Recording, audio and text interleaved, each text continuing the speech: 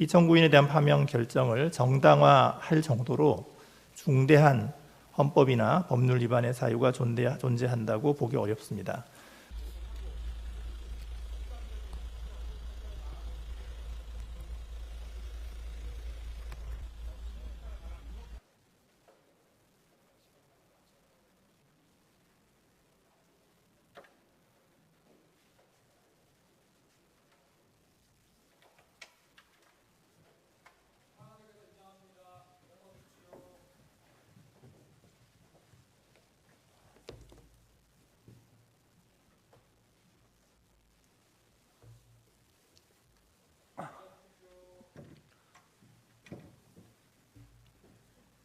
피청구인이 취임 이후 이 사건 의결을 한 것이 합의제 행정기관의 이상적인 운영 방식에 부합하지 아니한다고 하여서 그것이 위법 행위에 이른다고까지 보기는 어렵습니다. 따라서 피청구인이 제적위원 2명에 의하여 이 사건 의결을 한 것이 방통위법 13조 2항에 위반된다고는 볼 수 없습니다. 결론적으로 피청구인에 대한 탄핵 소추 사유인 4가지 법률 위반의 점은 모두 인정되지 않습니다. 따라서 이 사건 심판 청구는 이유 없습니다. 이상입니다.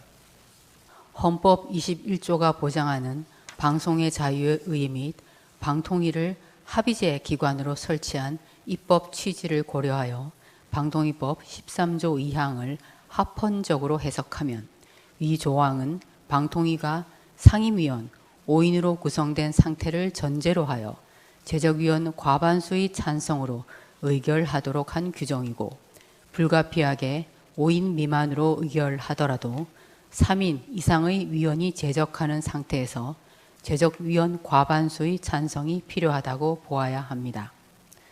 방통위법에서 정한 5인의 상임위원 중 2인의 위원만이 임명되어 제적하고 있는 경우에 그 2인만으로 의결이 가능하다고 한다면 향후에도 어떠한 원인으로든 방통위 위원 중 2인의 위원만이 임명되어 제적한 상태에서 이루어지는 의결의 정당성을 인정하여야 하는 바, 이는 독임제가 아닌 5인의 상임위원으로 구성된 합의제 기관으로 방통위를 구성 운영하도록 방통위법에서 정하고 있음에도 불구하고 이와 달리 2인의 위원으로 구성된 방통위 운영의 적법성을 인정하는 것이 됩니다.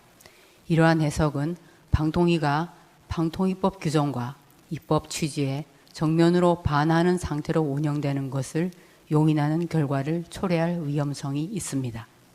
따라서 제적위원 2인에 의한 이 사건 의결은 방송의 자유와 공적 기능을 보장하는 헌법 21조의 취지를 구체화한 방통위법 13조 2항을 위반한 것입니다. 방통위법 13조 2항은 합의제 행정기관인 방통위 의결의 적법성과 정당성을 담보하기 위한 핵심적인 조항이고 방통위의 심의 의결을 적법하게 진행하는 것은 방통위원장인 피청구인의 가장 중요한 직무상 의무 중 하나입니다. 피청구인은 방통위 의결에 필요한 최소한의 위원이 임명되지 않았는데도 방통위에 2인의 위원만 제적한 상태에서 이 사건 의결을 강행함으로써 위 조항을 위반하고 방통위원장의 권한 행사 및 방송의 공익성과 공공성에 대한 국민의 신뢰를 훼손하였습니다. 이는 나머지 소추 사유에 대한 구체적인 판단에 나아갈 필요 없이 그 자체로서 중대한 법 위반에 해당하므로 피청구인을 그 직에서 파면하여야 합니다. 이상입니다.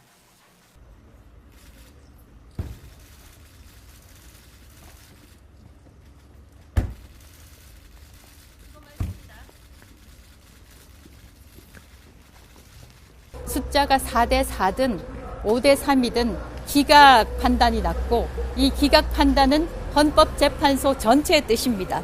그래서 어떤 의미에서 이번 판결은 굉장히 중요한 의미를 가지고 있다고 보는 것이 언젠가 한 번은 지금 질문 주신 그 2인 체제에 대한 판단이 필요했었다.